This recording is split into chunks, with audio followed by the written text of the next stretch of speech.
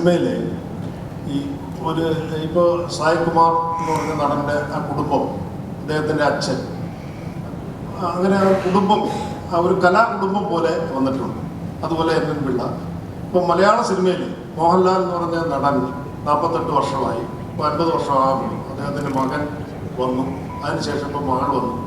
അപ്പോൾ ആ ഒരു കലാകുടുംബം മലയാള സിനിമയിലേക്ക് പൂർണ്ണമായും വരികയാണ്. അതിൽ അങ്ങനെ തൃപ്തനാണോ? എന്താണ് അദ്ദേഹം അങ്ങനെയൊക്കെ പറയാനുള്ളത് അതിനെക്കുറിച്ച്? അത് ഇപ്പം എൻ്റെ ഒരു കാര്യം, അവർ രണ്ടുപേരും ഒരു ആക്ടറോ ആക്ട്രസ് ആകുമെന്നൊന്നും ഞാൻ ചിന്തിച്ചിട്ടേ ഇല്ല, ഞങ്ങളുടെ കുടുംബവും ചിന്തിച്ചിട്ടില്ല. അത് സംഭവിച്ചാണ്. പക്ഷെ ഇവരുടെ കാര്യം അങ്ങനെയല്ല. അവരുടെ സ്റ്റേജിൽ നിന്നാണ് അല്ലേ, അവരുടെ ഫാമിലിയായിട്ട് അത് തുടങ്ങി, അവരെപ്പോഴും കണ്ടുകൊണ്ടിരുന്നു. പക്ഷെ ഞങ്ങളുടെ കുടുംബം ഇപ്പോൾ എൻ്റെ സുച്ചിയുടെ ഫാമിലി ആയാലൊക്കെ സിനിമയിൽ നിന്നുള്ള ആൾക്കാരാണ്. ഞാൻ മാത്രമേ ഉള്ളൂ എൻ്റെ ഫാമിലിയിൽ നിന്ന് സിനിമയിൽ ആദ്യം വന്നത്. അപ്പോൾ അതിൽ വളരെ സന്തോഷമുണ്ട്. കാര്യം ഇതൊരു ബ്യൂട്ടിഫുൾ ജോബ്, നല്ലൊരു സൗന്ദര്യമുള്ള ജോലിയാണ് അഭിനയിക്കുക എന്ന് പറയുന്നത്.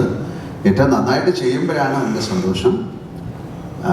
പിന്നെ ആസ് ആൻ ആക്ടർ എന്നോട് ചോദിച്ചു കഴിഞ്ഞാൽ ഞാൻ വളരെ ബ്ലെസ്ഡ് ആയിട്ടുള്ള ഒരു ആക്ടറാണെന്നാണ് ഞാൻ വിശ്വസിക്കുന്നത്. കാര്യം എനിക്ക് നല്ല എഴുത്തുകാരെ കിട്ടി, തിരക്കഥാകൃത്തുക്കളെ കിട്ടി, സംവിധായകരെ കിട്ടി, കൂടെ അഭിനയിക്കാൻ ഏറ്റവും മനോഹരമായിട്ടുള്ള ആൾക്കാരെ കിട്ടി. അവരുടെയൊക്കെ ഒരു ഓർമ്മ, അവരുടെയൊക്കെ ഒരു സ്നേഹത്തിൽ കിടന്നാണ് ഞാൻ വളർന്നത്. ഈ കുട്ടികൾക്ക് അങ്ങനെ കിട്ടട്ടെ എന്ന് ഞാൻ പ്രാർത്ഥിക്കാം. അല്ല, ഞാൻ എൻ്റെ ഫാമിലിയിൽ 2 പേരെന്ന് പറഞ്ഞുകൊണ്ട് അവർക്ക് കാര്യമില്ല. ഇവരൊക്കെ അത് പ്രൂവ് ചെയ്ത് അവർ ആൾക്കാരാണ്.